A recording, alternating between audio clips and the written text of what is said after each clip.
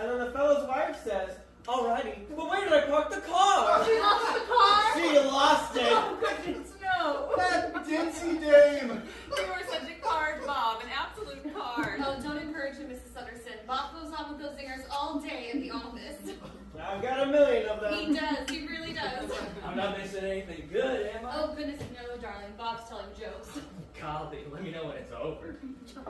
Really, where do folks keep your olives? Icebox. Terrific. Oh, darling, I do wish you'd let me help. And reveal my secret recipe? Now stay put. Prepare your taste buds. 6 Baxter specials coming right up.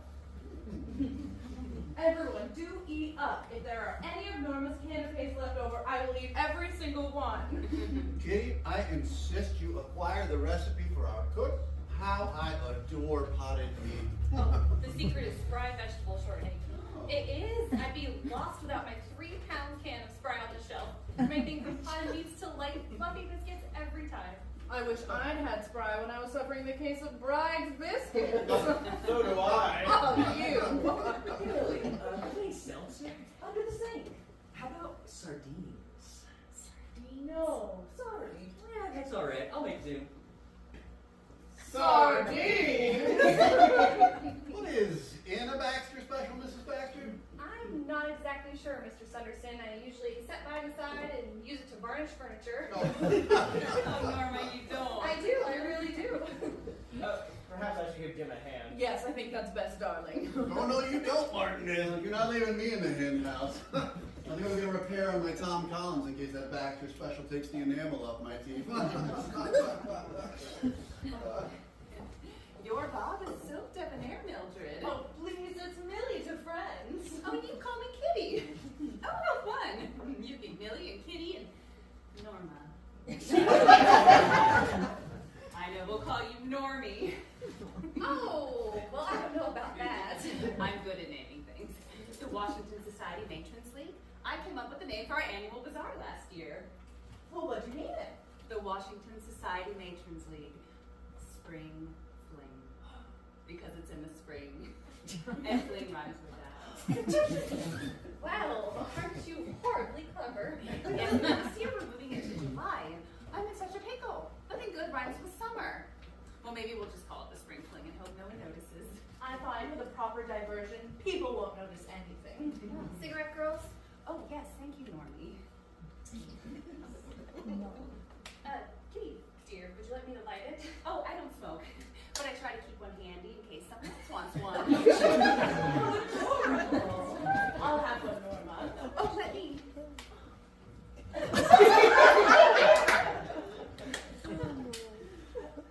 Kitty, dear, looking for the powder room? Oh, I try not to be around smoke when I'm wearing fur. It's such a devil getting the odor out. Oh, well, let me take your wrap. I can put it in the closet. No, this is everyone's favorite wrap on me. I'll just stand in the bedroom until you finish. Oh, we could just not smoke. Oh, thank you, Normie. I don't want to be any trouble. So, Kitty, how long have you and Mr. Sunderson been married? Since 1931. So almost 20 years. Isn't that marvelous? I hope we're just as adorable when we were with our boys for that long. Oh, I can't imagine it, Millie. I really can't. We met at church. Teddy was heaven sent. I had no prospects. Father was threatening to put me in a convent or typing school. I don't think I'd have met the requirements for either. How about you? I don't know. I think you would have done well in typing school. Nice news. How'd you girls meet your husbands? Well, I met Bob through Norma. Well, you don't say. Oh, well, Millie and I have been girlfriends for years. When I moved to D.C., we shared a room at the Susan B. Anthony. She was in secretarial school and I was working in a dodging luncheonette. And then I got my job at the Department of State, moved to a little apartment, and asked Millie to be my roommate. When I learned that my new boss was an eligible bachelor, naturally I thought of her. So wonder you didn't grab him for yourself. Oh, you know department rules, Kitty. No courting among the ranks. Besides, I would have had my hands full with our would-be bartender by then. Jim was living with his mother, and he kept having to throw out his handkerchiefs because they kept getting lipstick on them. A few months in, he asked me to marry him. Said it was cheaper than buying all his new handkerchiefs. That is adorable. I've never heard that story. I'm so surprised you continue to work after you married Normie. Oh, well, I told Jim that I would resign if my working troubled him, but it's my duty as an American to identify threats to our way of life. When your country calls, you answer. I'm glad my country lets me stay home. Heaven knows I have enough to keep me busy here. And it is such a lovely home, Millie. All that's missing is the pitter-patter of little feet. My word, Millie, what do you use on this table to get such a brilliant shine? Why, it's Foster's Furniture Cream. It leaves a lasting gleam without the waxy residue.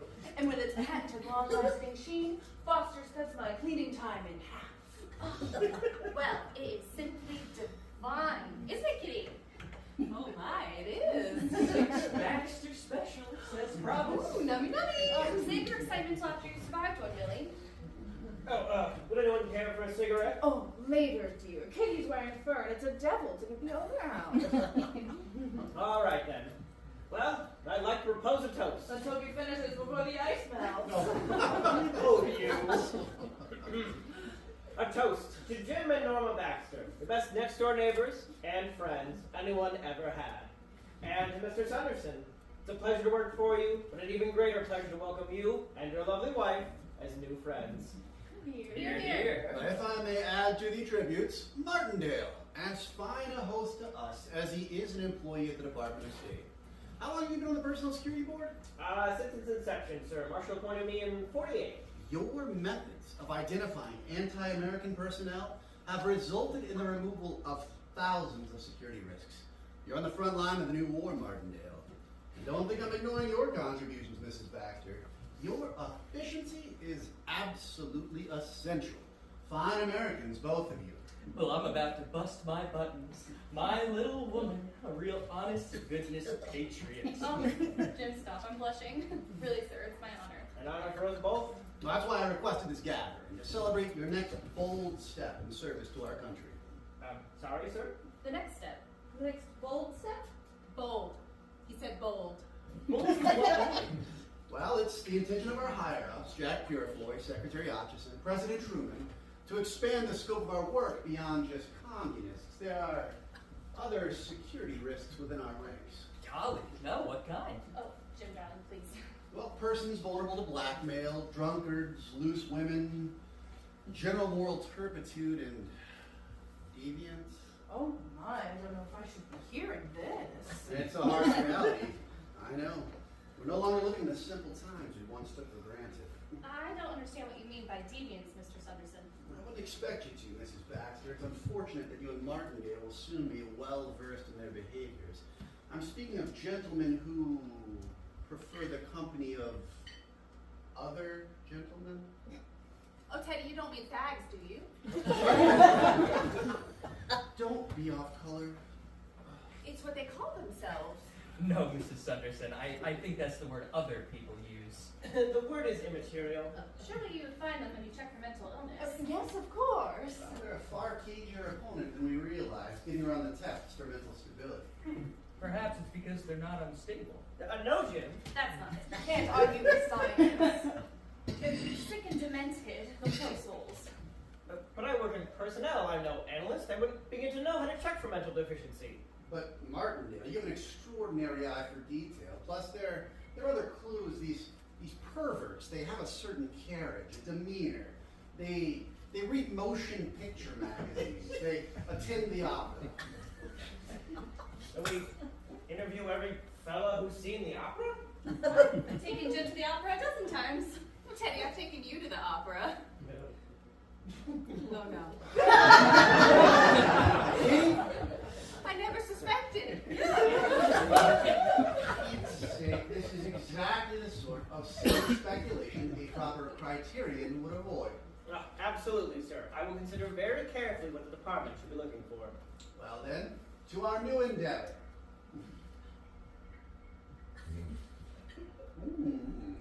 You know, Baxter Special's not half bad. Kitty, shall we? Millie, Normie, this has been such fun. You know, Millie, dear, you should meet my manicurist. I have an appointment tomorrow. Care to join? I'll have to check my book. Go ahead.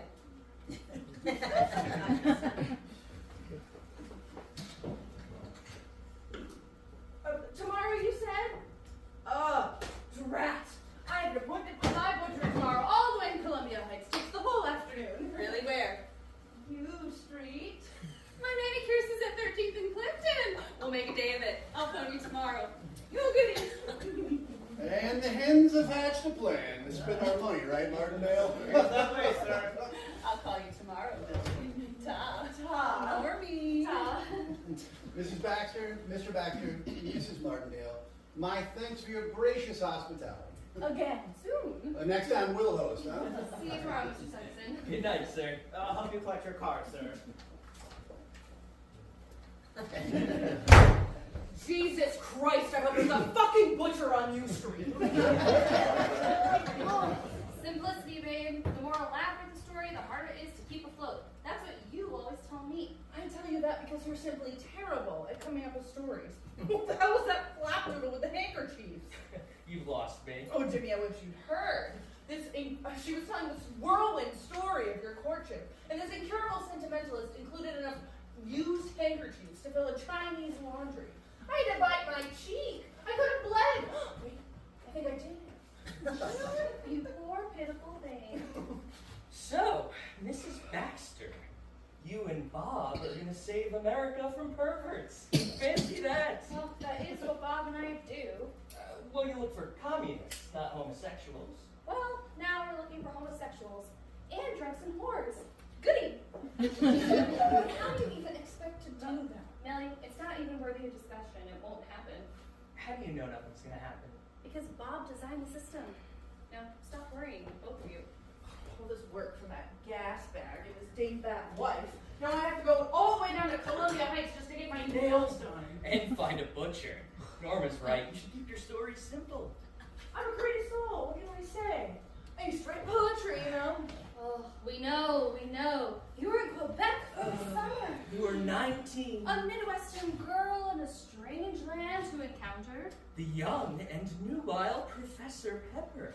She gave you your first crepe. She read your French poetry in a private garden.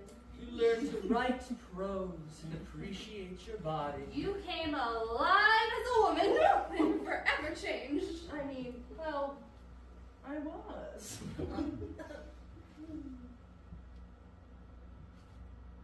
Jimmy, if you're not going to be helpful, you have your own sofa. We like yours better. Sometimes when you're not home, we like to come over here and get naked on this one. You do not stop that! Up where their stains! We're not indecent about it. We put down a towel. That is repulsive. Grow up. Sex is messy. Bodies leak things. Think of everything that pours out of your lady parts. You are so crude. It's biology. I'm a teacher. I thought you liked teachers. Oh, only when I come bearing crepes and French poetry. You two are both evil, hateful people. Bob Martindale, are you having man sex in our house?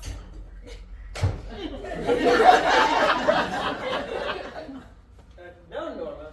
This is me coming through a door. I know the concept's a little foreign to you, but man sex looks totally different. Boys are children. We're getting a plastic cover. About what Sunderson said. Not a concern. Just be glad I got a promotion. It's a good thing. Same money, more work, playing moral justice police. Some promotion. I mean, what criteria do we use? Just the real queens like True Sharp, and the real tramps like Barbara Grant? We can't use Barbara Grant as our model. That woman is in a class all by herself. Most popular gal in the translation department. Barbara Grant's the most popular gal in every department. And a snazzy dresser.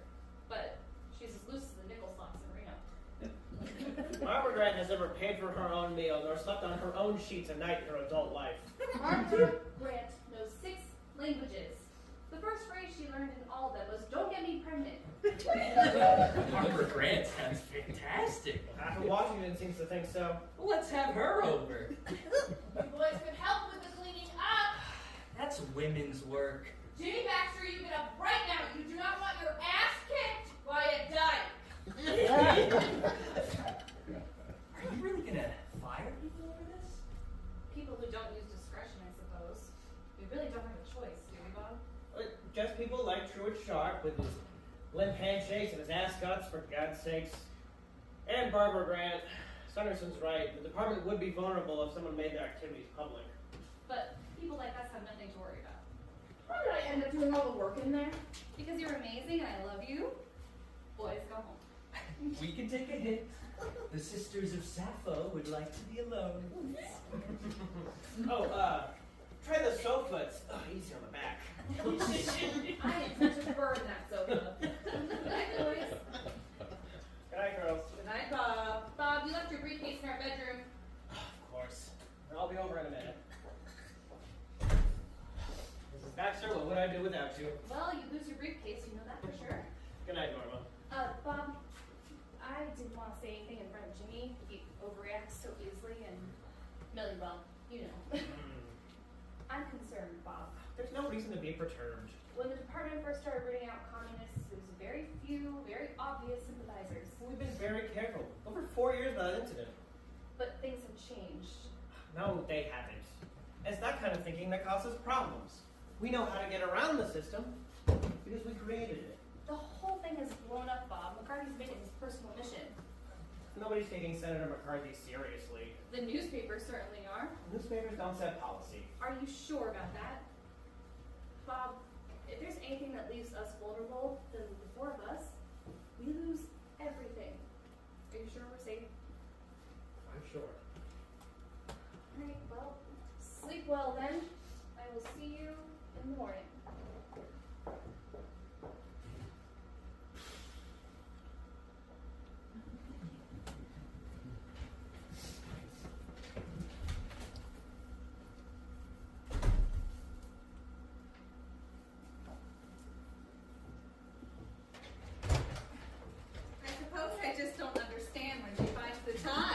Normie's at the department as much as Theodore or Bob.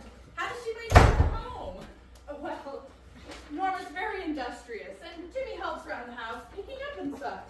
No, goodness, I can't imagine what our house would look like if Theodore did the cleaning. I don't think he knows where to keep the carpet sweeper. Huh. What? I don't think I know where to keep the carpet sweeper either. Well, we have Beulah for that sort of thing. She is a treasure. Tell the truth, Millie. Is Normie's house clean? Oh, yes, it sparkles like something out of an advertisement. But if you look in her icebox, do you know what you'll find? Tell me. Frozen pie crust. No! Stop, I cannot take it! You're the devil. It's true, but you must promise not to tell her. She'd simply die from embarrassment. Listen to us, gossiping. Like real girlfriends. Yes, these last few weeks have been such a kick. I never had any girlfriends when I was younger. Did you? I had a few. Of course you have. You're delightful. I always tried. You know, there was this girl in my neighborhood, Fanny Robinson. Her cat had kittens, and all the other children would come over to play with them, you know? And I thought, oh, I could do that. Fanny's not the only one who can get people in the door with a few fur balls. So, I got a side of bacon and a pillowcase, and I trapped every darn stray cat in the neighborhood, hid them in the cellar. How many cats are we talking here? Oh, probably 15, 16. So many cats. And then I invited everyone over. How did that turn out? Well, there were a lot of injuries. But after that, everyone called me Kitty. Well, how about that? Thank you for introducing me to that bakery, Kitty. I can't believe all they picked up. Oh, the French, they make the best pastries. I do love a crepe. Always buy your bread from the French, your produce from an Irishman, and get your meat from a Polak. I will keep that in mind. I'd really best get those parcels put Oh, away. Millie, you're my very dearest friend. Oh, Kitty, that is so unlikely. I mean, we've only known each other a few weeks. No, I'm quite sincere. You and Normie, you're such fun. We're gonna have so many adventures together. Of course. Now, if you'll forgive me, Something's been bothering me, Millie dear. I was hoping I could speak with you. It's about Normie's husband. I mean, yes, of course, you can speak to me about anything. What is it about Jim? Well, oh, this is so delicate. I insist. I don't wish to offend. We're dearest friends. I told you about the pie crust. We have a bond. That is true. Confide in me, Kitty. Well, it's just that when you see the Baxters together, Jim seems a little... Young? Young? Younger than Norma. Does he? People don't usually notice. I'm good at noticing things. Yes, you are. It's so unusual. I mean, there's a few years between Normie and Jim. Nothing scandalous. And he has one of those faces, you know? Like Mickey Rooney. Exactly like Mickey Rooney. That makes sense. I could tell something was off. I just couldn't... And if he didn't go to war like Bob did, war ages a man. Oh, war, it's just awful, isn't it? It is. Good gracious. Teddy keeps talking about Korea now. What if it happens all over again? We've just got to stop those communists and drunks and fags before they destroy America. Yes, of course. If you'll excuse me. That's why what our boys do is so important. We have to protect the future, make it safe. Imagine one day having to put your son in uniform to fight those freedom-hating primitive monsters. When did I have a baby again? Oh, really, sweetheart? You're not getting any younger. Kitty, feel my hands. Whatever for. Aren't they terribly soft? Oh my, they are. It's Mrs. Franklin's hand cream, and it belongs on your dressing table. Well, if it's Mrs. Franklin's, doesn't it belong on her dressing table? You are such a card. It's in my bedroom next to the jewelry box. You give it a try while I put those parcels away. All right, I will. Operator, I'm worried my line isn't working. Could you test it for me? Georgetown, 1734. Thank you. Oh, Millie, it smells like gardenias. Joan Crawford's favorite. Hello? Thank you, operator. Bob, darling, how's work? Home? Early? Really? Early dinner and a show that sounds like heaven. An hour. I suppose I could get ready in an hour. I'll have to say goodbye to Kitty first. Oh, Bob, I love you, you wonderful man. Kitty, did you hear early dinner and a show? What a dear man. Oh, I'll have to rush. I need to change my hair. I wish Teddy was still so romantical.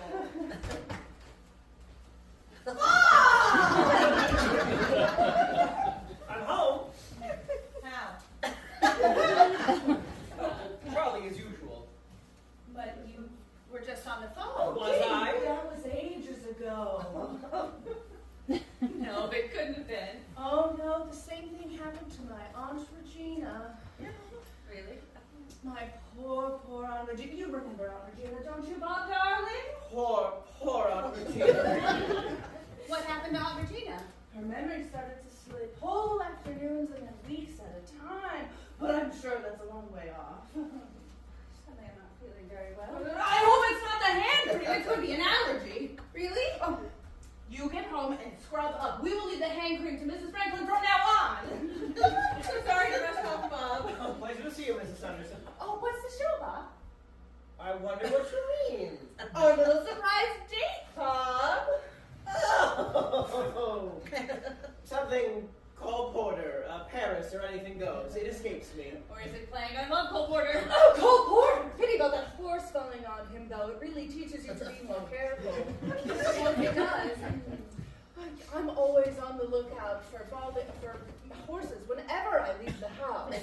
Do be careful should you see any mounted police. Gracious, I will. Tom!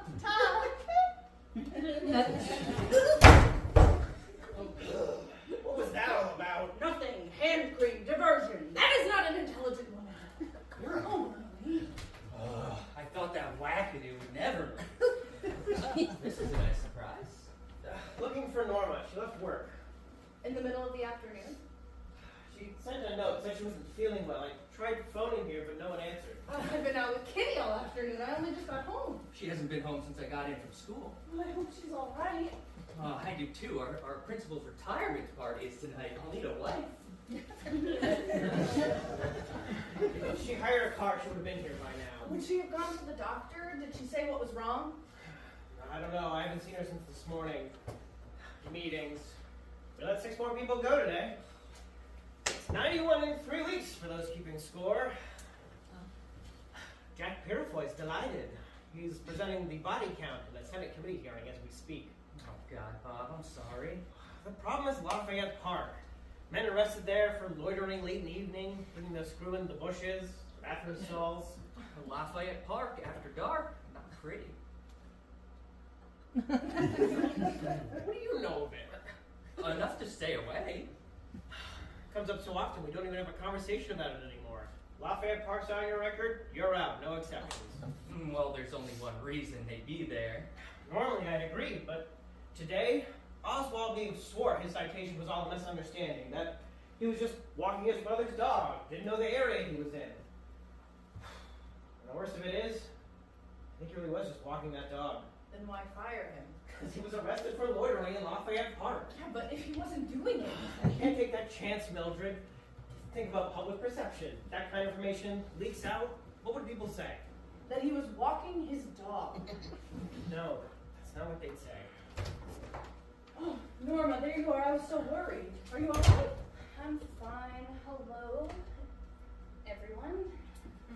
You left without even speaking to me. You were in closed session since this morning, Bob. When could I have? You received my note, did you not? Yes, You wanted but- to get a head start on the weekend? I had a sick headache. I needed fresh air. Feeling better now? Yes, Jimmy, I'm feeling much better. Are you sure? You seem a little tense. Nothing that time alone with you and a hot bath can't cure, darling. See you tomorrow, Bob. Jimmy? Norma, Principal Stone's retirement party is tonight. Send my best, give my regrets. Well, I can hardly go stay. Everybody's bringing spouses. What would I say? Say whatever you like. Lie. It's what we do. It's all we do. What has come over you? If you want to keep a picture of Millie on your desk, Bob, go right ahead.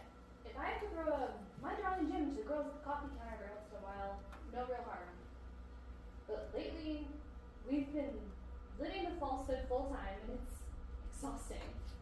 I mean, we can't even have the real relationships we're supposed to be protecting because we're too busy being show ponies for the safety and comfort of people we can't stand. We're in a special situation these days. Oh, Jesus Christ, I know that, Bob. Every poor bastard you fire has to walk right by my desk, sobbing and destroyed. And I sit there staring at my wedding band, feeling every inch the fraud that I am. And today, when Oswald Neves, who you know is not a damn fag, walked out with his life in shambles, unemployable for something that isn't true for him, but is completely true for the 4 of us, it just got to me. But I will do it, Bob. I will do it for you, for us, for the arrangement we've made. I will go back there on Monday morning and do it. As long as tonight you get out of my house, let me take a bath, be myself, and fuck my wife. Will you do that for me, boss? Huh? Will you please afford me that tender courtesy?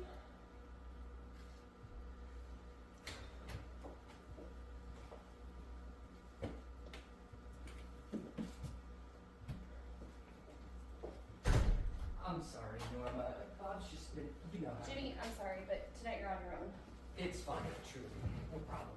Just feel better, okay? Babe, do you want a drink? Oh, no, just come sit with me. I'm sorry. This is getting a little tricky, isn't it? It is. But this arrangement gives us a lot more freedom other people don't have. I love our life. Alone. When we're home alone, I love our life. When we're out getting manicures with Kitty Centerston and gossiping about our husbands, I feel completely underwhelmed by my existence. Everyone puts on a public face, Norma, and people are entitled to private lives. Private lives, not secret. Come on. Did you really consider the fact that when we decided to do this, that we'd be spending the rest of our lives playing house with Bob and Jimmy? Can you picture us at 60, taking vacations to Atlantic City, sharing adjoining rooms, and staging this elaborate display for the comfort of strangers? I love you, Millie, and I'm growing weary of hating myself for it. I understand.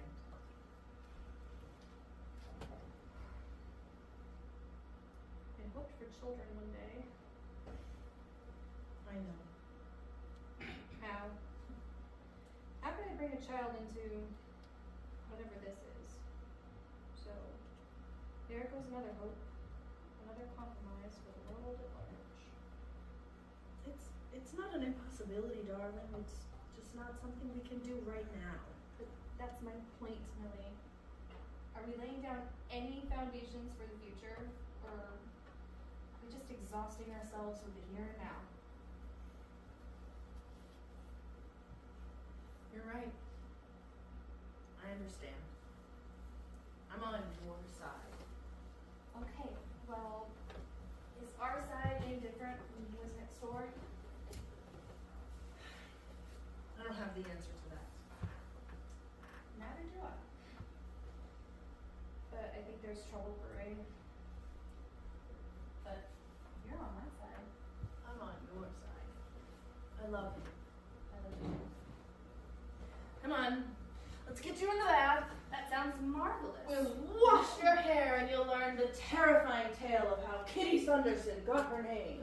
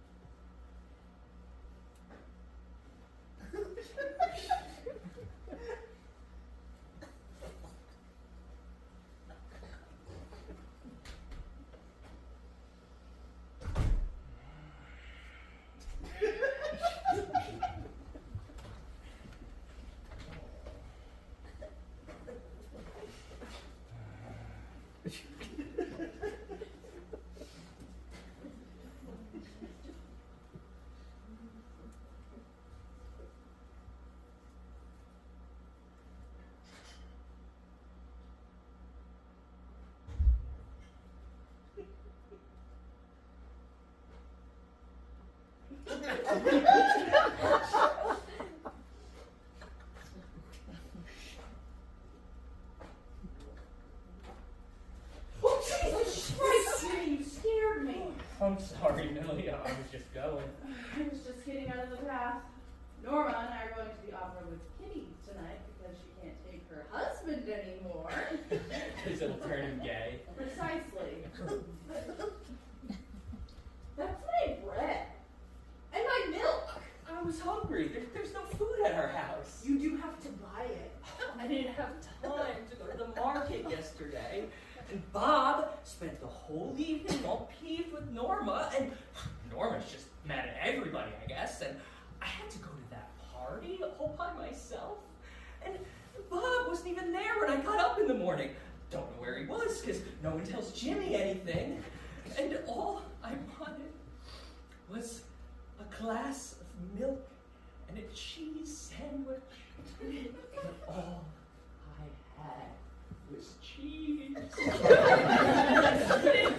That's me, Millie. Alone and confused. Nothing but cheese. Make a list. Give me $5. I will go for you. was fine yesterday morning, you know? I come home from dealing with those little nightmares I'm supposed to be educating, and suddenly our whole world has got sour. Everything was not fine yesterday, Jimmy. It's just that sometimes the compromises you make for the people and the things that you want, it takes a toll. Let's get out of town. Take a vacation. Summer's just around the corner, right? We could head up to Maine, or we could go down to Florida, get some sunshine. Book a couple of adjoining rooms. Or you and Norma could take a trip, like you did before we all got married. That was fun, right? Go fly fishing or spelunking, whatever it is outdoorsy girls do. Norma still wants a baby. Does she know where those come from? She knows we can't. Not right now. Not ever, if we're being honest. But it's things like that, the dreams that you give up. That's what keeps you up at night. Well, Bob says no one ever got happy thinking about all the things they don't have. Focus on what's in front of you. Well, if that's the order from Bob. The order? What is this?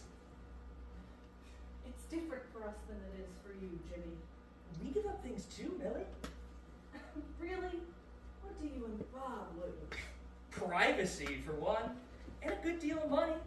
You two would be hard-pressed to survive on just Norma's salary. I could get a job. I was a really good waitress. Or I could write again. I never should have given that up. Oh, I'm sure a waitress and a secretary could afford the lifestyle you two have grown accustomed to. It's a set, Jimmy. It's a set. And these are the costumes. I would give up everything to have one photo of Norma and I anywhere in our home. Instead, I keep them locked away in a little box in the writing desk. You give up all that we have to put up photographs. I would, Jimmy. I really would. Well, must be some great snapshots. They are, Jimmy. They say who we really are.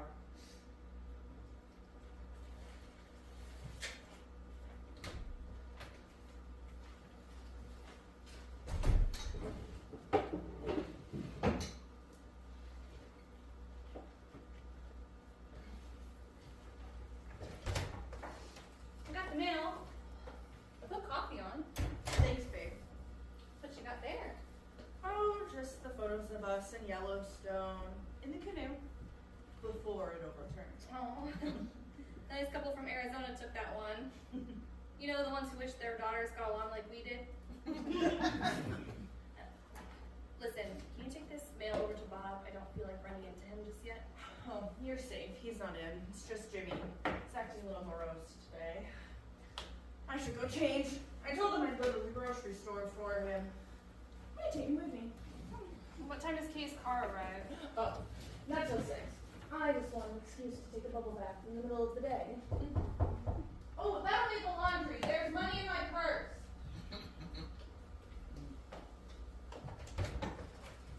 Oh, Norma Baxter. Barbara Grant. Hello. Well, this is a surprise. For us both. I've come to see Bob. Is he home? No, he is with my husband at the fights. Oh, I just popped by to visit with Bob's wife, Mildred. Have you two met before? possibly at a Christmas party or something. I'm not sure.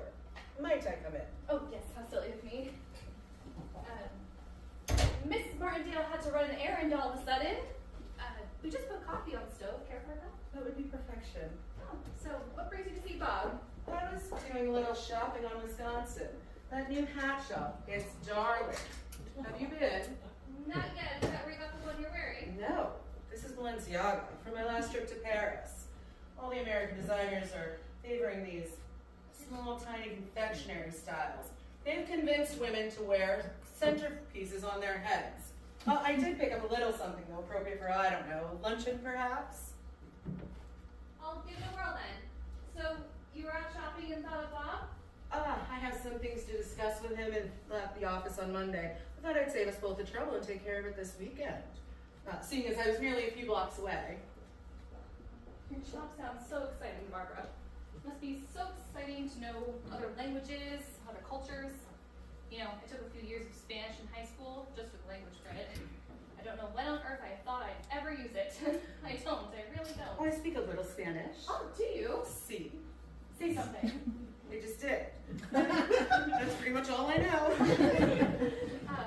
Excuse me, I can't remember precisely. You just got back from... Scotland. Oh. Well, don't they speak English there? Oh, well, a version of it, yes. So why would they need a translator? One of those diplomatic nightmares. Meeting on neutral ground in Edinburgh between our people and the Koreans. You speak Korean? No. But their translator speaks German, as do I. It was exhausting. Oh, it's amazing how anything ever gets accomplished. It truly is. Sometimes I wonder if anything does. I wasn't scheduled to return until June. They called me home early. Cleared my calendar all the way through autumn. Everything was reassigned to Dale Ramsey. You know Dale? His wife just had a baby. A boy, 9.5 pounds. Could you imagine? He'd asked to be domestic for a while, but they're sending him to Burma for 7 weeks. I do so hate to see a new father torn from his child. It's important to support strong families, don't you agree? Oh, yes, family is so important. Very well. Then let's put our heads together. What can we do to get me back overseas and allow Dale Ramsey to be a proper father to that elephantine infant? Did you consult your supervisor? Yes. He said I was needed on local matters, so I thought I'd best speak with Bob. Oh, well, Bob's in no position to override a department head. I'm sure they have their reasons. Really, Mrs. Baxter? Pick that up from the J. Edgar Hoover handbook? They have their reasons. Well, that explains everything. I suppose I shouldn't question it at all. I'll just go on trying more hats without a care in the world. Barbara, I don't appreciate your hostility. When I received your memorandum on the new criteria, I knew it was just a matter of time before I made an appearance on one of your little lists. I didn't expect it to happen with such haste. Enlighten me, Norma. Why is the Personnel Security Board the only government agency capable of doing things quickly? Nearly a scrap of red tape in the whole goddamn department. Barbara, really, even if you were... They think I'm a security risk. Me. As if I care to be so deeply entrenched with the games those Napoleons play with each other. I'm not at liberty to... Look, if you've done nothing wrong, you have nothing to fear. Is my name on a list or not, Norma? I cannot say, and you know that, so stop asking, Barbara. Very well. You tell Bob Martindale something for me. Will you do that at least? Certainly. This little morality task force he's creating, the return of the Puritans, it's not constitutionally sound. I have neither harmed anyone or broken any laws. I am 46 years old and lived my life as I see fit. I have enjoyed the company of a number of bedmates, some less than others. But that's my business. I'm not vulnerable to blackmail. I've done nothing wrong. I'm not a security risk. And I will not be stoned like a whore in the public square to satisfy whatever Ted Sunderson and Jack Purefoy hope to gain from this. And if you support them, you're just as bad as they are. I'll show you to the door, Barbara. You're an intelligent woman, Norma, and they hate that. Eventually, they'll find a way to come for you as well. I appreciate your candor. Good afternoon.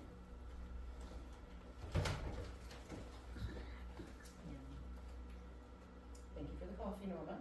Have a lovely weekend. And you as well. So that was Barbara Grant, the most popular gal in translation. Is she under investigation? Of course she is, for the company she keeps. That poor woman. She's prepared for the attack. Said she's not vulnerable to blackmail because she has nothing to hide. One can say that until the character attacks actually begin. Oh, but that's just it, Millie. She is completely unashamed. I mean, she even told me her age. Who the hell does that? Yet, can't help admire her for it, ever so. Maybe she's made of stronger stuff than the rest of us. Please, Nora, we're more morally sound than some dish. That dish is prepared to tell anyone who she is and what she's all about. Or better yet, that it's no one's goddamn business. Could you do that? Please let it be the laundry. Damn, it's Barbara. You get it. I cannot deal with her again. Just tell her I left.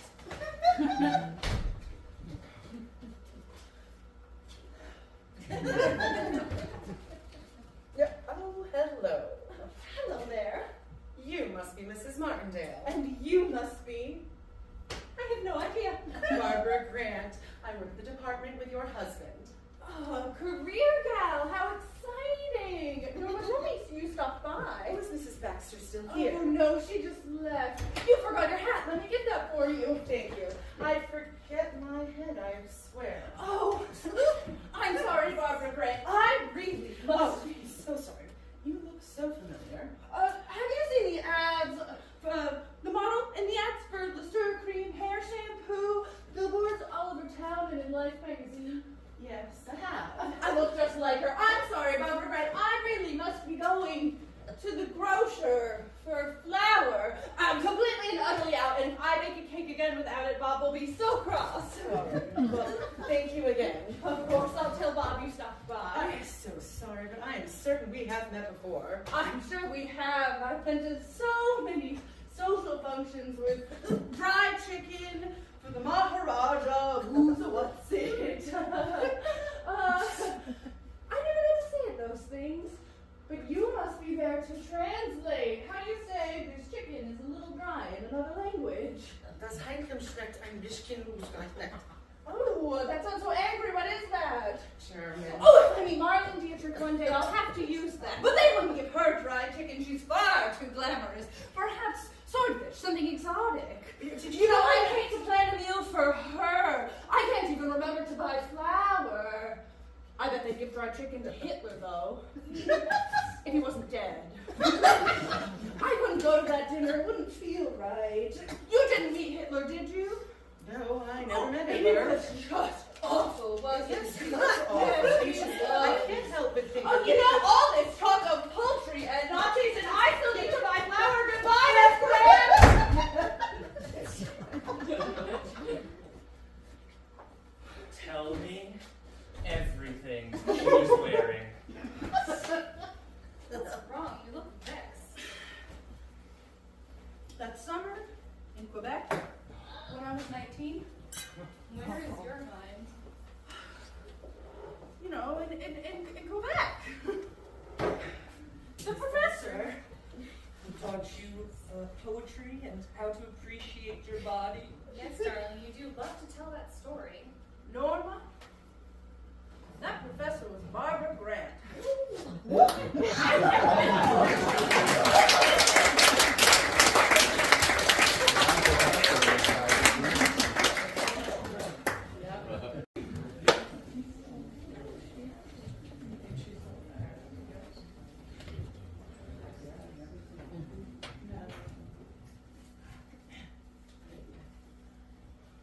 We've been over this. When I knew her, she was Barbara Pepper. She obviously kept her married name despite the divorce. A teenage dalliance with her college professor comes back to haunt this respectable Georgetown life. It's like a Jane Wyman movie, but with lesbians. Mildred, she didn't say anything, didn't indicate. No, but Bob, the wheels are turning. It's only a matter of time. Barbara Grant goes out every night of the week on a different date. Well, a date with Millie certainly would have been different. This can't have been an isolated occurrence. I mean, that woman has no moral standards whatsoever. She'll bang anything. Thanks, Bob. Thanks, Steve. You know what I mean. We can deny this. If she says anything at all, which she might not, probably won't, it certainly wouldn't improve her situation. Norma, have you ever known Barbara Grant to talk about her affairs at work? No, she keeps to herself mostly. See? They weren't calling her a security risk before. You don't think she'd resort to blackmail, do you? She might. We can't take that chance, can we? No, we can't. There's too much risk involved. I, for one, think she would turn us all in at the first opportunity. But it's her word against Millie and Bob. All you have to do is deny it. Don't you think the hundreds of people Bob has fired have denied it? My character is unassailable. Barbara Grant's just some tramp. No one will listen to her nonsense. Are you really sure, Bob? Millie, dear, help me. Are you going to talk to Sanderson? What would I say? Tell him that slut's concocting fantastical stories. Speaking of, Millie, what did you tell Kitty Sanderson? I said that Bob caught a head cold and I'm making him some chicken soup. So I have to endure the opera alone with that horrid woman. Thanks, babe. Well, I'll devise a plan. Come next Monday, I'll fix this. He'll be next door soon. We should head over, Jimmy. Of course. This is not a crisis. We can work this out. Absolutely we can. Absolutely. Sure. I'll stay over here till Kitty's gone. Lily, I'll be home by 11.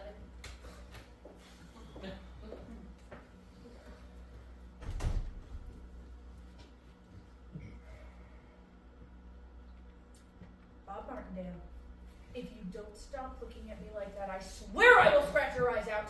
Like that inseparable martyr look you get, like some mother portrait of the Virgin Mother. This is not my fault. No, it isn't. Thank you. Not entirely. Bob! Well, Mildred, you've been a little bit more discriminating in your choices instead of taking up an extracurricular.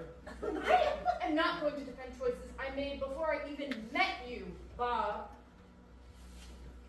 You know what? You're right. When I was 19 years old, I wasn't giving proper consideration to how a teacher I screwed in Canada would eventually marry, change her name, divorce, move to America, begin working for the U.S. government, and then threaten my marriage of convenience to the State Department's chief inquisitor. Why, oh why, did that never cross my goddamn mind? Is that what you think? With the work I do, chief inquisitor? Frankly, yes, Bob. It's gotten completely out of hand. The work I do is designed to prevent situations just like this. What if that teacher you screwed in Canada hadn't gone on to become a department translator? What if she'd gone into foreign intelligence, the KGB? She could blackmail us, force me to divulge government secrets, hijack our whole lives, and we would be powerless to stop her. I can't take that chance, Mildred.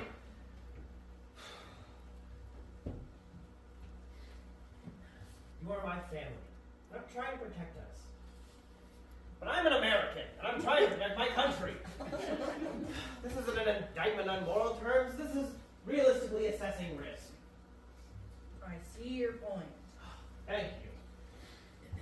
Oh, could you talk to Norma about this? Her reticence has me concerned.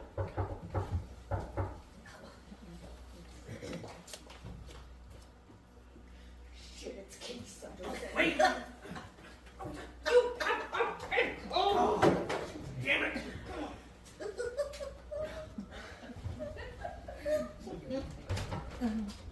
Look, it's Kitty. Hiya, Kitty. I felt just awful about you missing Carmen on account of Bob. Brought you some chicken soup. It smells like a dream. Bob, Kitty brought you some soup. Thanks, Kitty. I'm going to try to catch his cold so I can have some soup. Oh, you silly. We'd invite you in, but I'd hate for you to catch Bob's cold. What if you gave the little journeys to the performers and shut down the whole production? That does fit good, Billy. Thank you for the soup. You didn't have to go to the trouble. Oh, it's not so I made it. Just picked it up at that sweet little Jew deli on 34th. It's got those big noodle balls in it. What you do? Matzo balls? Yes, they're supposed to be very therapeutic. Yummy. Sorry about the wasted ticket. Oh, funniest thing, I found someone to take it. What luck! Oh my certainly God. thought so. Isn't it a small world? Barbie was just telling me how you two know each other. Oh, Millie and I? Yes, we go back quite a ways. All those endless social functions. Isn't that how we met? I swear, it seems like so many more years than that. Oh, gracious, he sounds awful. I should take care of my poor sick man. Very well. Millie, dear, we'll talk soon. Of course. We best collect Normie. Alrighty. Actually, Barbie. Could I steal you for a moment? Well, Kitty gets Normie. I am dead to show you the new stationery I picked up at that shop you recommended. Well, we are in a bit of a rush, but I suppose I could probably spare just Oh, Barbie, don't. The germs. You'll shut down the whole production. We'll throw a wet towel over Bob. It'll be fine. Go collect Norman, Kitty. I'll catch up. Alrighty, Daddy. Tom, Billy. I have been turning down that nitwit social invitations for years. But when I called her home this afternoon, she said she'd spoken with you. Apparently had herself an extra ticket. Quite the stroke of luck. Barbara, what game are you playing? One could ask you the same question, Bob. You seem to have made a miraculous recovery. Bob already knows everything you're planning to tell him. Well, that answers one of my questions. Several remain. Can I fail to see how it's any of your business? Bob, asking questions that are none of your business is your business. Answer my concern now, or when I file it on Monday. I'm not a switch hitter, Barbara. I tried a little something once or twice and then never again. Which was it? Once or twice? Why should that matter? Once is just me. Twice is more than me. I'm sorry you have to hear all this blue talk, Bob, darling. How many times was it for you, Professor Pepper? Is that why there's no Mr. Grant? Have a little trouble deciding which side of the fence you belong on? Be nice to me, Bob Martindale. I have nothing to hide. But I know you do. I know very well. You remember how well, don't you, Mildred? It's irrelevant anyway. Besides, it's my word against yours, and just who do you think they'll believe? Oh, that remains to be seen, but I will enjoy finding out.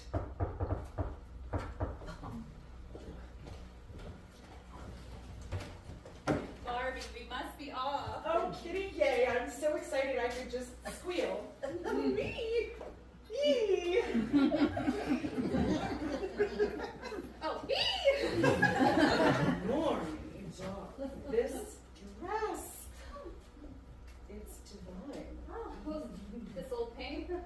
Oh, Millie, I wish you could come. You must love the opera. Barbie told me you adore poetry. Really? Yes, I told her that.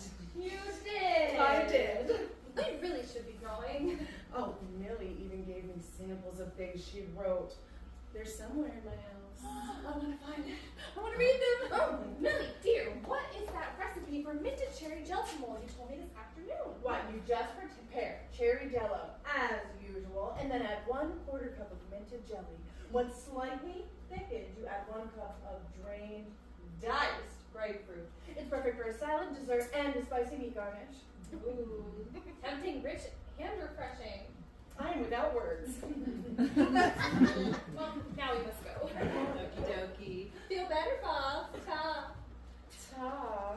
Ta.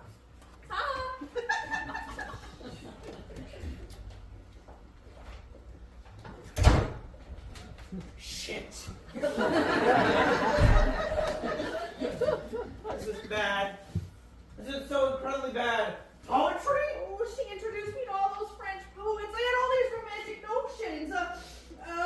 If I signed for something, I would have just written Mildred. Oh, that could have come from any Mildred in the world. Except she just admitted it in front of Kitty fucking Sunderson. What did they say? Oh, I don't know. Probably something like, open your delicate blossom. Some dead malarkey.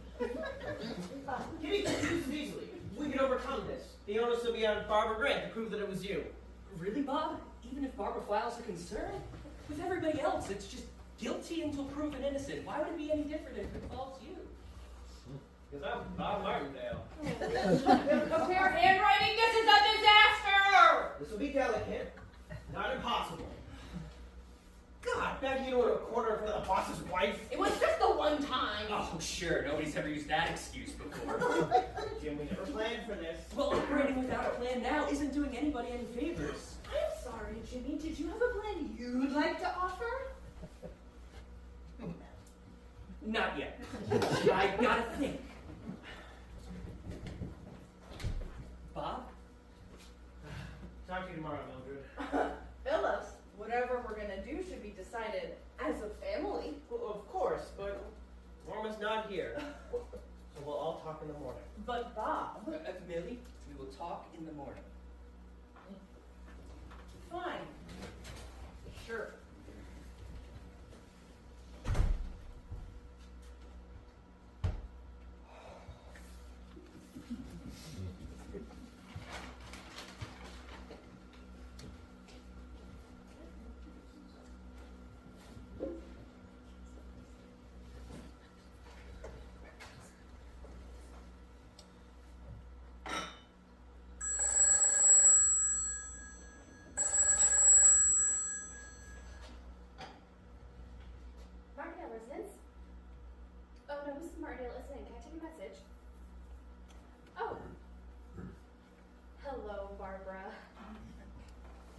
Norma Baxter. Millie's just gone out. I am helping her paint her kitchen. Got an early start.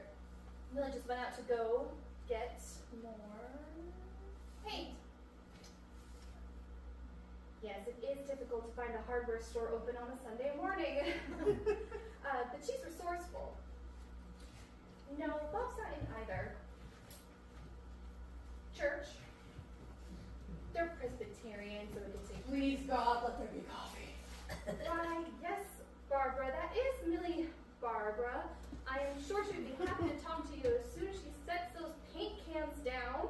Millie, why don't you hand me those cans of paint you just went out and bought, and I will continue painting your kitchen.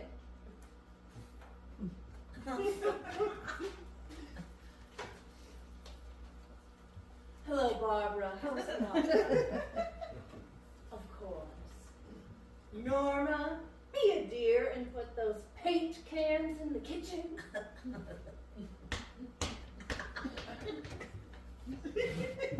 All right, Barbara, I'm alone. Yes, he and I spoke after you left. No, he's asleep. But I mean not asleep. He's praying at church, which I call sleeping because our pastor is boring. I'm very bad at telling jokes. What do you want? I'll have to talk to my husband first. But of course.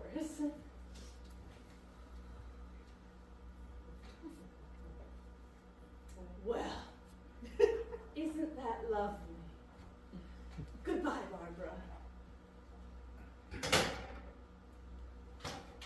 What? What was lovely? She read a line from one of my poems. And? It was pretty good. Millie! Was it incriminating? Oh, it was filthy. Oh, all last night she kept dropping hints to see if I knew anything. If Kitty Sunderson wasn't such a dip, we would have been ruined. Oh, are the boys up yet? I don't think so. I haven't heard any movement from over there. What was determined last night? Oh, that's what I'd like to know. The boys decided to confer amongst themselves. Why? I wish I knew. You think? Yes. Me too! Alright. Barbara has no credibility, already under investigation. She can provide evidence that you were a student of hers, but that's really the extent of it.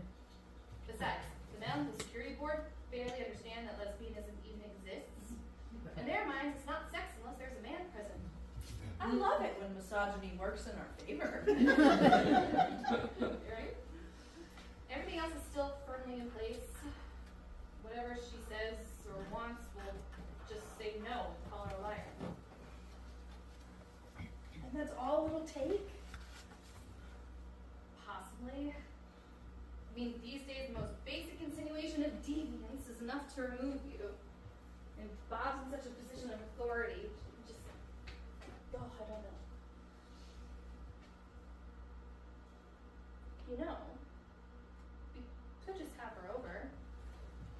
Chat between the three of us. Without boys. She's a forward-thinking gal. We can appeal to her as women.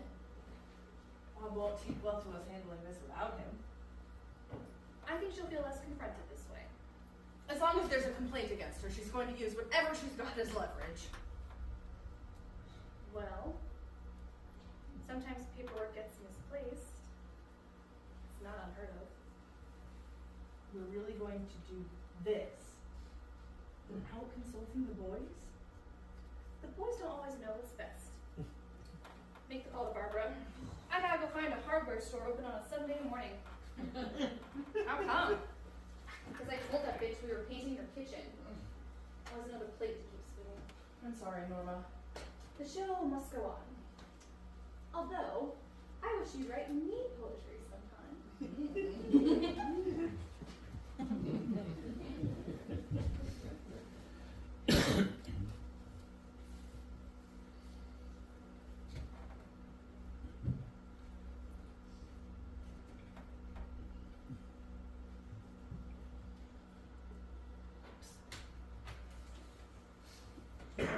Millie?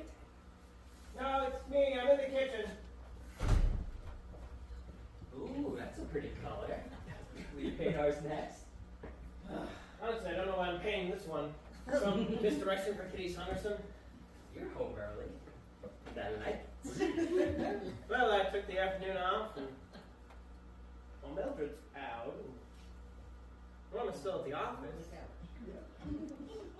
Let's have a drink. Are we medicating or celebrating? It was a very good day. Well, hot dog, that is cause to celebrate. How come? There's a drunken lad at the Swiss Embassy. There are probably several. An excellent point. But this drunken lad is the subject of a concern, and they're bringing him home. Tomorrow, he'll be in front of the security board, where he will be relieved of his duties. Guess who's going to Geneva? You! Us! Oh, wait, that doesn't make any sense. Who? Barbara goddamn Grant! Oh my God! How? Isn't she still under investigation? I'm glad you asked. Turns out the complaint filed against Barbara was filed by one Dale Ramsey, a real rat-faced bastard. Even Barbara Grant was a better class of accuser. You're so charitable. And there's this other fellow, Truett Sharp. Limp handshakes and ascots. Well, they got rid of the ascots, but he still has a limp handshake. He just got engaged to his Colombian housekeeper.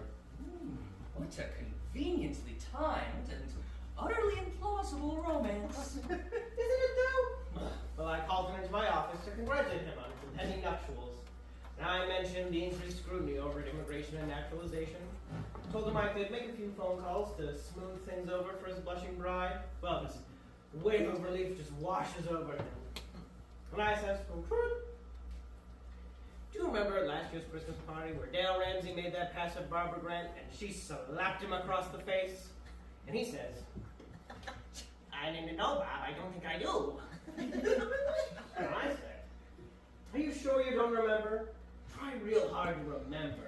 It would be oh so helpful if you could remember. And lo and behold, he remembered. You are very attractive right now.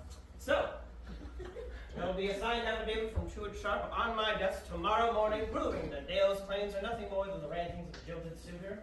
I will close out the investigation. Barbara Grant will be off the hook and on her way to Geneva. May that bitch fall off and out. Girls are gonna love this! I said I'd take care of it. I took care of it. You did. You're so handy. Oh, look at you in your overalls. How's about we go next door and play handyman? Finish up the kitchen, though. Oh, come on, babe. What's the use in hiding the fact that we're deviants if we never deviate? No talent.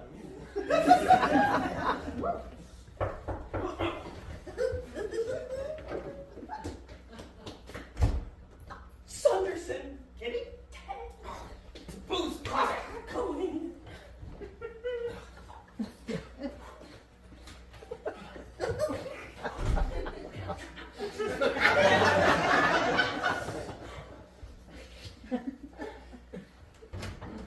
Oh, Mr. Sanderson, this is a surprise. Hello, Martindale. I was hoping to catch you at home. Please come in. I meant to speak with you before you left for the day. Oh, sorry, sir. Please forgive my appearance. Millie Larkin decided we needed to paint the kitchen. Kitty's already heard. I'd like to see your color choice once to freshen up our lake house. Well, we'll be sure to have an unveiling when it's all done. Can I get you something to drink? Highball, perhaps? That'll be 5 o'clock somewhere. I'm quite fine, thank you, son. All right. I suppose it's better to speak out of the office. It's too many prying ears, you understand? At the State Department, you think that'd be the safest place in the world. Nonsense. You might as well speak directly into the potted plants around there. I wanted to consult with you on a matter that's left me a trifle discombobulated. What is it, sir? A fella pulled me aside this afternoon in the sauna. Said he'd filed a concern with personnel over a week ago, but had yet to be approached for an interview. I was under the impression your office was handling these cases in a timely manner. Oh, well, due to the sheer volume of concerns being filed, it can take some time. You told me we were in a 2-day turnaround. On average, as some cases require more inquiry than others. Of course, Martindale. Not questioning your efforts. They've been top drawer for years. I wouldn't expect anything less from you now. Thank you, sir. an active investigation. What's the fellow's name? Dale Ramsey. Over in translation. Filed a concern on... Barbara Grant, yes. I'll be closing that one out in the morning. I'm just writing out an affidavit. Turns out Dale's a bit of a skirt chaser. Miss Grant rebuffed in advance, and he's just sore of the whole thing. A wounded pride, nothing more. We brought Grant home from overseas on this? Oh, yes, and her passport was flagged, but as I said, there's nothing here to pursue. I heard you. You don't have the file here, do you? The complaint, the travel records? No, sir, I never allow confidential documents out of the office. And that's what's unsettling. See, I told Ramsey I'd personally look into his case, and I asked Mrs. Baxter to pull the paperwork. She couldn't find it. I suggest maybe it'd been misfiled in general personnel, but it wasn't there either. That is odd, sir, but with all the documents we process, some things are bound to slip through the cracks. That's why we file in triplicate. Ramsey's concern on Grant wasn't in Ramsey's file, Grant's file, or in pending investigations. And her passport's no longer flagged. Now, there are only 3 people with security clearance to make that happen, and one of them is me. Who are the others? Myself and Mrs. Baxter. Correct. This is the first I've heard of this, sir. I'm sure it is, Martindale. It's quite clear your secretary has become involved in subversive behavior. Norma? Sir, I've known her almost 5 years. Well, I will put my I've seen reputation on these the line. things before, son. It's not uncommon when you give a woman responsibility. Emotions eventually interfere. I mean, Mrs. Grant knows Mrs. Baxter socially. They were just at the opera with Kitty the other night. Yes, sir. Lily mentioned that. It's my assumption that Mrs. Baxter is merely trying to protect her friends, which, in the abstract, is admirable. But in doing so, she's saying she's a more efficient judge of character than the U.S. State Department. I understand completely, Mr. Sanderson. I will speak with her tomorrow. You understand why we can't have your secretary working on these cases in the future. She's proven she struggles with impartiality. Hell, Ramsey says her other cases, which might have gone unheard. We have no idea how much damage has been done. Sir, I'm sure if you allow me to discuss them. There are many other places where Mrs. Baxter's talents can be put to good use. George Davenport's a native experienced girl in his office, and it's just basic level clearance, just travel and stuff like that. Sir, if I may. No, you may not. The decision's been made. Of course. Norma will understand. Absolutely. And we'll, of course, give them plenty of time to get settled, her and her husband. Settled, sir? In New York. George Davenport's based out of Manhattan. Manhattan? You're sending Jim and Norma out of town? Jim's a teacher, sir. It's May. Perfect time to secure employment for the fall. Mr. Sanderson, I don't mean to belabor the point, but... Bob, Norma Baxter deliberately sabotaged a government investigation. If it were anyone but your secretary, she wouldn't be going to New York. She'd be going to jail. Can you appreciate that fact? Yes, sir. Thank you, sir. Oh, hello, Bob, darling, and Mr. Sanderson. What a delightful surprise. Mrs. Martin, you're looking lovely as ever. Can I help, darling? Oh, no, it's just the two if you wouldn't mind getting the door. Mr. Sanderson, how's Kitty? Running me into the poorhouse thanks to that new hat shop you girls introduced her to. You sound just like Bob. He didn't fetch you a drink. You'll simply expire from thirst. Let me put these parcels down and I will take care of them. Don't trouble yourself, my deal. I best be off. So quickly. I'm afraid so. Beulah's making a pot roast tonight, and Kitty's got us doing the most damnable memory exercises 3 nights a week. Something about her Aunt Regina? I didn't follow. Well, I better get our dinner started. I'm sure it won't hold a candle to your Beulah's pot roast. Send Kitty my best. Goodbye, Mr. Sanderson. Oh, Bob, the kitchen looks divine. I can't wait to show Norma and Kitty. I love you. Yeah, I love you, too. Fine wife you got there, Martindale. I'm the lucky man. I wouldn't say anything about this transfer business, you understand? You know how hens can cluck. All too well. I'm in Arlington tomorrow. Send Mrs. Baxter up to the Hill. Have her do transcriptions at the hearings. It'll keep her out of the office until Friday when I can speak to her personally. There's no need for this to rest on your shoulders. I know your families are close. Very kind of you, sir. And then we'll conduct a proper audit of all your files. We'll get to the bottom of this. Good afternoon. Good afternoon, sir. Oh my God, Bob, what are we gonna do? I don't know. Are you still there, Bob, darling? Still here. Sanderson just left. What did he want? Better come out here, Billy. Hey, Jimmy. So, what's the story, boys? Has Norma been trashing documents? Trashing documents? Has Norma been covering for people by disposing of their complaints? Disposing of complaints? Barbara Grant's file got cleaned out. The complaint against her is missing. Did Norma do it? I haven't caught you. Ask Norma. She must have done it. Nobody else could have done it. Fine, then don't ask her. My question is whether it was forced or of her own accord. It doesn't, Then ask her that. it doesn't matter whether she was willing or not. The damage is the same. It matters to me. Her motives here matter. All I care about is how we stay here. Jim, call Norma at the office. Tell her to come up right now. Want to catch me up here, boys? She's kind of red-handed. There's nothing I can do. Bob, what's happening? Operator, Department of State offices. Sanderson is decided that Norma has been disposing of complaints filed against potential security risks as charity. Not just for Barbara Grant, but potentially others as well. Bob Martindale's office. But Bob, you said yourself most of those complaints are completely baseless. Yes, but they can't just disappear. This is the State Department. Nothing disappears unless we make it disappear. Hi, Shirley. This is Jim Baxter. Is Norma around? Oh, she did. When was that? Brace yourself, babe. Oh, Shirley, there she is. I forgot she had the beauty parlor today. Bye-bye. So, what's new? God damn it, Norma, how could you be so careless? I appreciate you mind your tone, Bob. Don't tell me to mind my tone. Ted Sanderson was just here. I know, I was across the street waiting for his car to leave. And you know what he came here to discuss? My guess would be commies and faggots. He speaks a little else. Got a quip for everything, don't you? What you did was illegal, Norma. Sanderson made it very clear that if you worked for anyone but me, you'd be on your way to jail right now. You're losing your security clearances, and he's moving you and Jim to New fucking York. I'm not moving to New York, and neither is Jimmy. Damn right I'm not. I saw a city across the river. Those kids come to school with switchblades. Nobody is moving. We can fix this. No, we can't. Norma, what are you not telling me? Does Barbara have something on you too? It isn't like that, Bob. Is she blackmailing you? It isn't like Why the that. hell would you do this to us? I had a plan. It was in play. I could have protected you. No, you couldn't, Bob. You're the threat. You designed the system. Your hand wasn't forced. You genuinely believed that Barbara is a security risk. And if I wasn't in this little arrangement, your job would be sniffing at my door too. Just trying to do what's right and keep us safe. Unfortunately, we disagree on what is right. If you really gave a shit about life, liberty, and the pursuit of happiness, then you'd stop this, Bob. You'd tell Sanderson that the witch hunt has to end. But you're so concerned with your own self-interest that you don't even realize your own power to make it stop. You would never stand for this if they were doing this to Negroes. Oh, for Christ's sake. We're not like the Negroes, Norma. Why? Because they can't hide what makes them different? If you're a Negro, that's just who you are. What if we said the same thing? Will you be lynched? There's nothing immoral about being a Negro. Unlike us? Yes.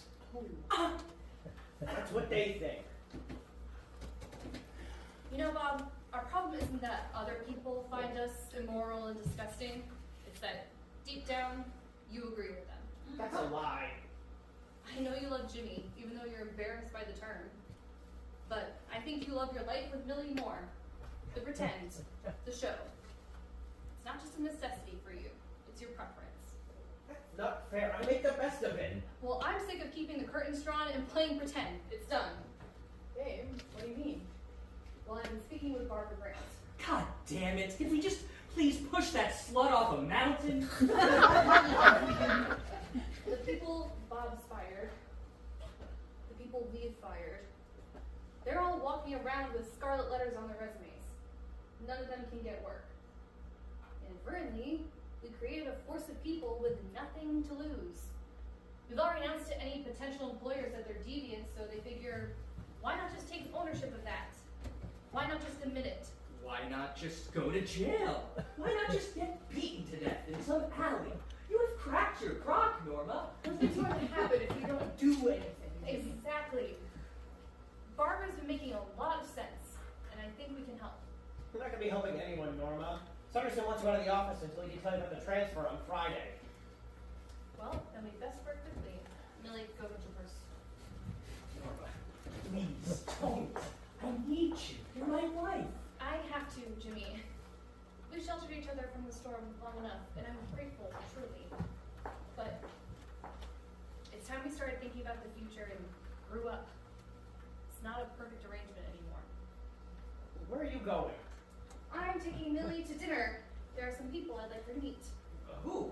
You already know them, Bob. Millie, don't. Jimmy, I deserve better. And so do you.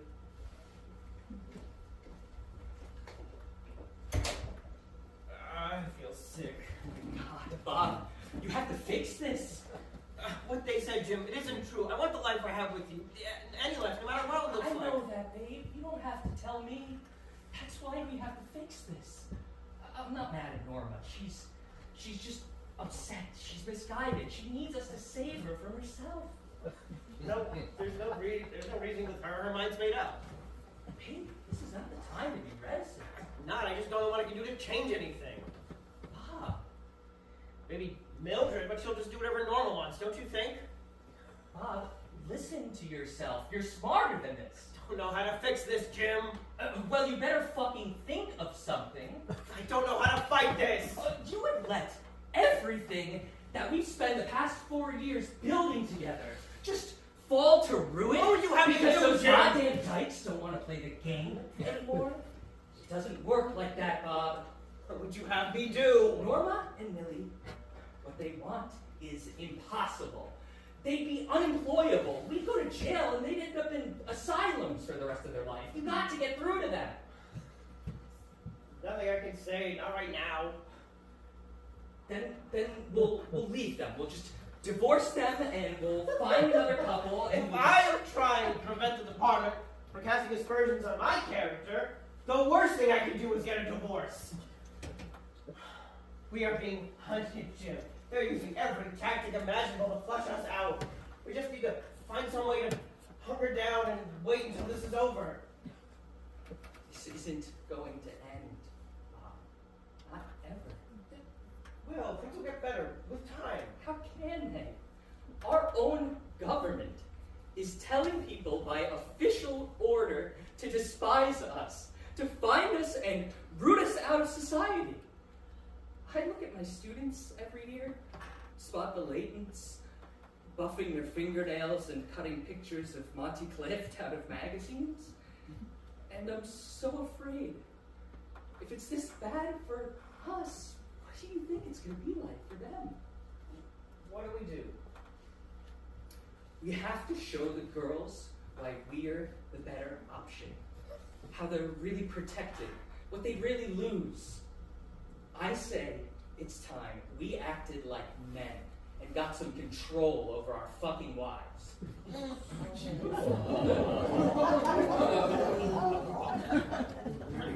What could possibly go wrong?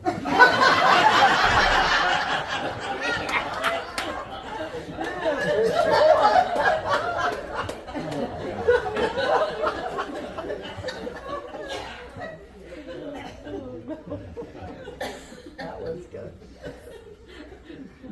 Oh no.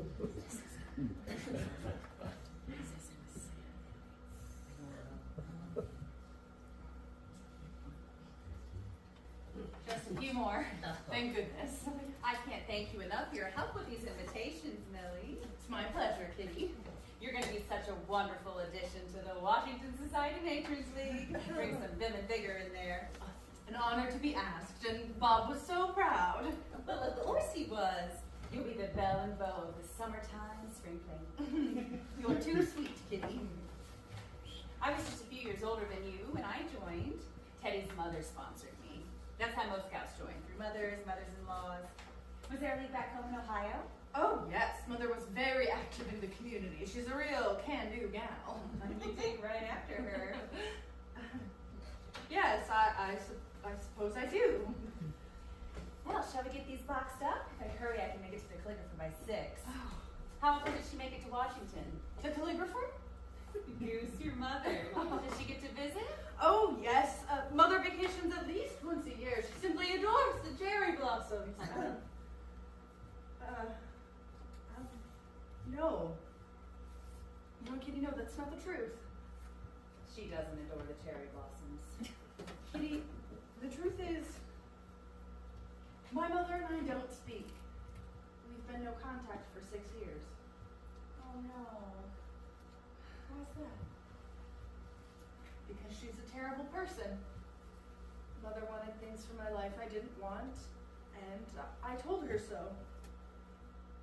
It quickly became evident that we wouldn't come to an agreement, so we said our goodbyes. Oh, Millie. And that's it. That's the truth. I haven't told anyone that in quite some time, but you've been nothing but lovely to me, Kitty, and I guess I just wanted you to know me a little better. I'm sorry about your mother. Sometimes things just don't work out. I suppose not. You know, sweetheart, I was the eldest of 11. Oh my goodness. Yes, well, it's one thing to be a good Catholic, but I'm sorry.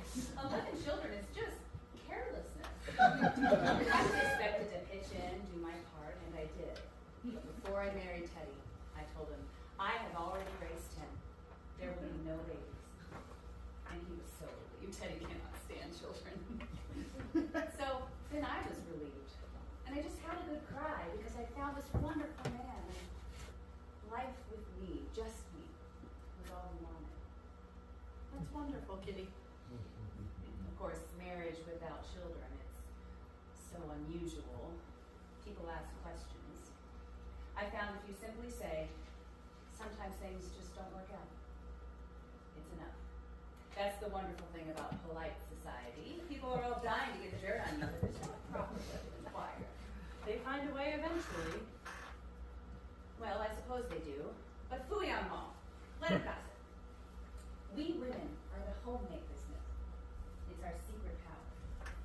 We're the ones who get to decide what makes a home. Isn't that lovely?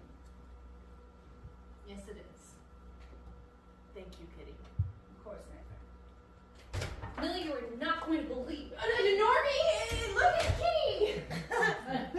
Normie, what's the matter? I can't do this. Not today.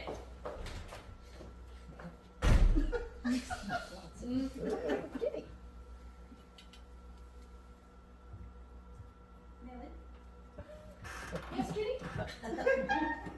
Why is Normie in the closet? That is a very complicated question. Perhaps I should go. You do need to get to that calligrapher. Yes, I do.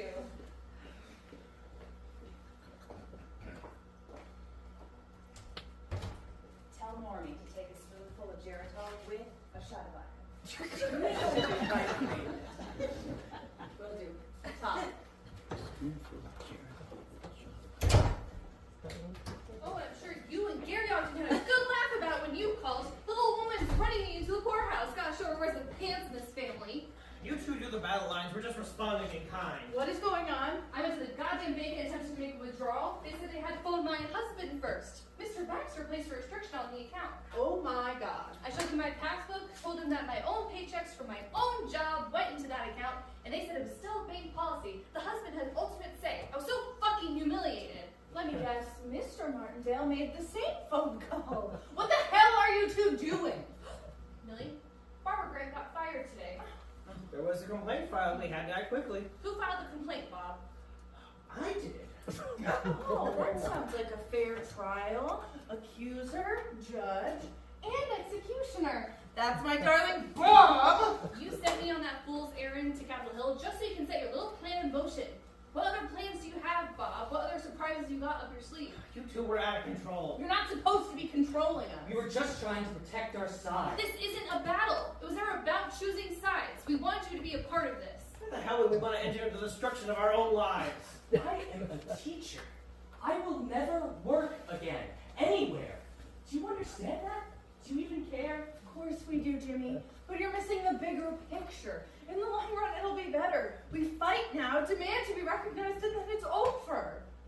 It's not going to be over. The Negro's been fighting for status since Reconstruction. We would have had the vote 30 years, and you still can't. Oh, can't control our own money? Yeah, you son of a bitch. We noticed. You're a white male, a veteran. If you talk, people will listen. The group is considering some sort of public demonstration. No, Norma, I forbid it. You don't have a say in this, Jimmy.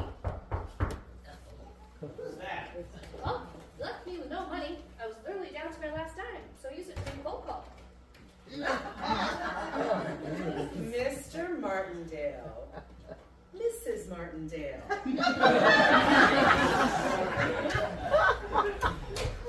Barbara, this is a private matter. I'm not here to attack you, Bob. Our group is in need of decisive leadership, and you're a natural. Time has come for change. We seem to be at odds on whether that was the best time for change, Barbara. Bob, we're being attacked. There's no better time to fight back than now. What is this we business? You still sleep with men. Oh, you've got a closet full of ill-gotten mates. Regardless of the gender of the participants, good sex is not easily found, and always worth fighting for. God, you're fabulous. Sam! Well, look at her. Picture it, Bob. If we came forward in the positions we hold to confirm stands, it could change everything. You'd be a hero. She's filling your head with these notions, Norma. I would be ostracized. I'd be confessing to sodomy and to defrauding the United States government. Barbara doesn't want us to be heroes. She wants us to be martyrs. You know what, Bob? Fine. You want to stay home? Stay home. Keep your money. Both of you, if it makes you feel like men. But we're going to that meeting tonight. And we're going to step forward when the time comes. You can't be in this house. Can't be in our lives. I have to protect myself and Jim. Sure.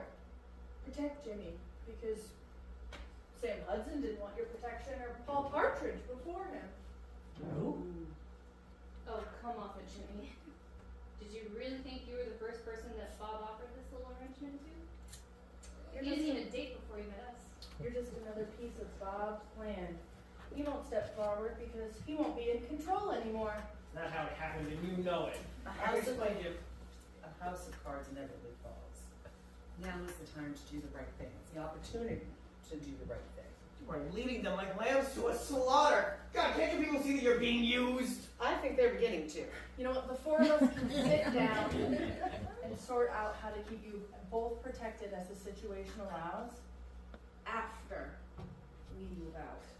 Please don't go. Jimmy, it would be my pleasure if you were to join us. You have much more to offer the world than he'll ever allow. If I leave, it won't be with you. I wouldn't be any less manipulated. Yes, Jimmy. My primary focus and solitary preoccupation is my own welfare. The difference between myself and Bob Martindale is I freely admit it. We should go. Please stay. You ever cared about me or Jim? Please stay. Even if you hate me, you think I did everything wrong. Please, just I swear I'll help. Just don't go. Just Jesus Christ, Jim, say something. Norma, I'll give you a baby. Oh, that's low, Jimmy. That's really low. I mean it. Stay, and you can have a baby. You can leave the State Department. You don't have to move to New York. You can stay here at home and raise the baby with Millie. Bob and I will support you. Norma, men have been using motherhood to ensnare women since the dawn of time. She won't fall for this. She's not a fool. If you really want to be pregnant, we'll take you to any cocktail lounge you want. And then what? How will you care for the child? Work during the day and hope a neighbor's available? Pray that Millie gets a good waitressing job someplace. If it's what you really want, I'll help you find the assistance. We all know. Oh, sure, I'm sure Barbara Grant's unemployable friends would just love to take a break from their social cause to finance your concerns. And what a wonderful way to start out a life, too. The bastard child of an unknown father and a lesbian divorcee. You shut your fucking mouth, Jimmy. You're being cruel. No, we're just trying to give you the life that you've dreamed of. We're your family. We want the life you deserve. Norma, stay. Have a baby. In a year or two, if you want to start over somewhere else, you can. You can be a widow. Millie can move with you and be your sister to help take care of the baby. And you can have a life together, alone. But not now, please. Not when leaving would be ruinous to all of us. We need you, and you need us.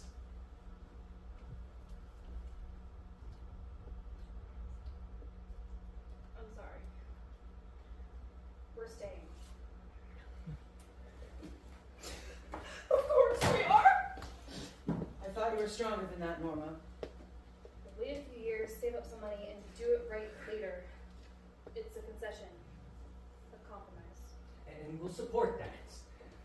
Raising a baby together as our contribution to the future. Raising a child to treat people better than the way we've been treated. My God, you're clever. I wish we had a few more minds like yours working with us instead of against us. Well, it appears the little family unit has been restored. Oh, Barbara, I do hope you will be discreet about this for their sakes. Yes! You manipulative, self-loathing faggot. Why would my discretion or lack thereof be of any concern? No one would believe me. Not against the united front in this house. I hope one day you will all ask yourself, would Grand High Blue Bob Martindale ever sacrifice for anything? Sorry, Barbara, I think it's time for you to go. There's going to come a day, and it won't be long, that people like us will stop lurking in the shadows. History generally doesn't look kindly on its repressors or its sympathizers.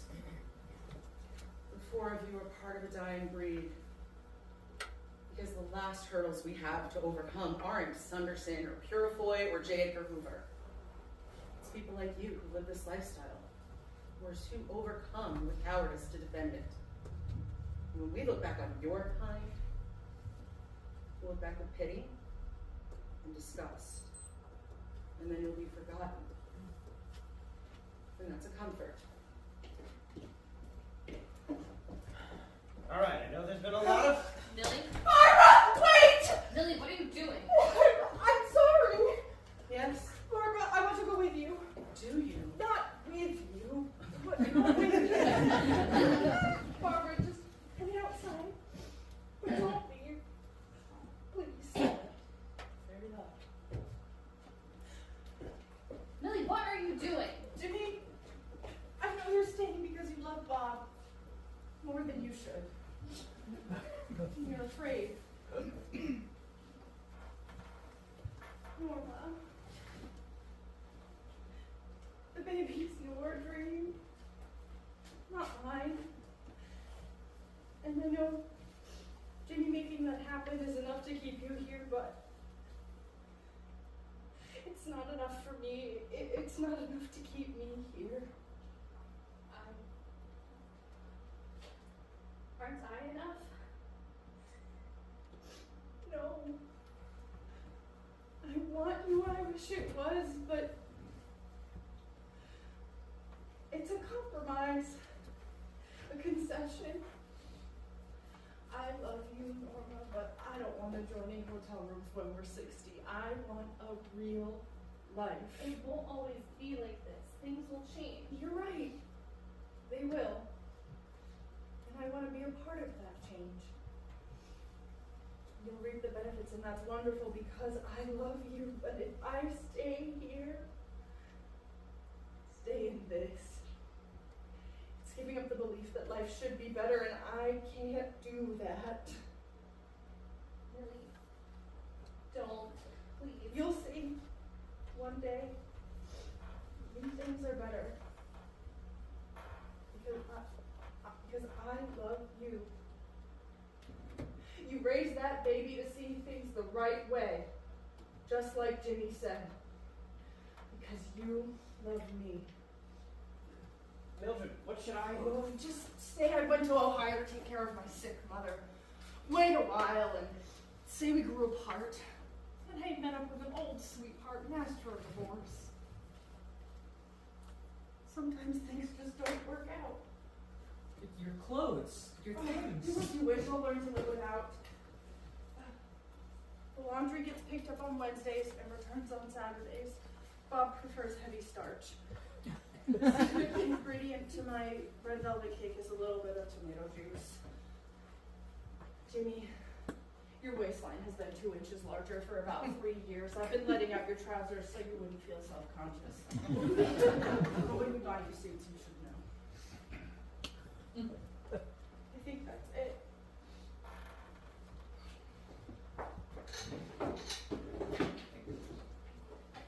You're taking our photographs? It's better if I do. I won't hide them.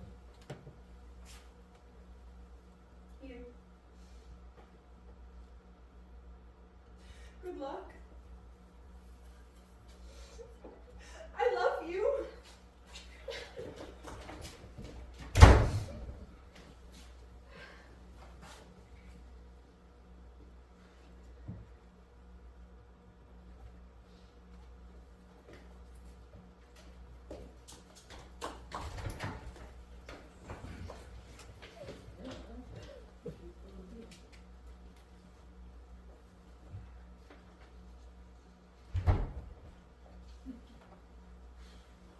Well, the show's over.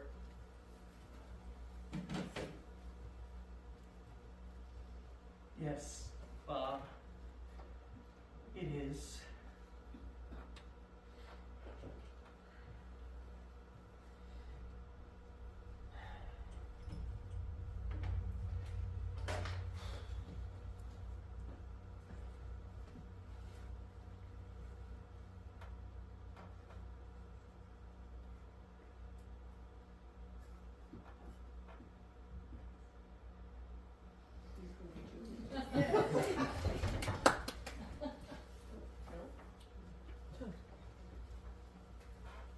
Say something that'll keep me from walking out this door.